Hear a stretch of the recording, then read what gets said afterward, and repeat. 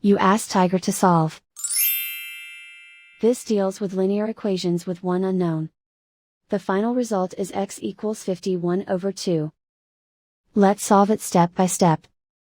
Simplify the expression. Find the greatest common factor of the numerator and denominator.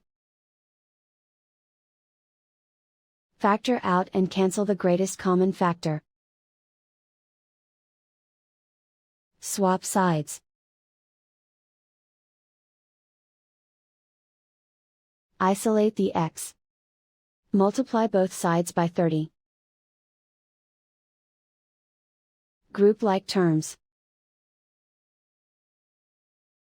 Multiply the coefficients. Simplify the fraction. Multiply the fractions. Simplify the arithmetic.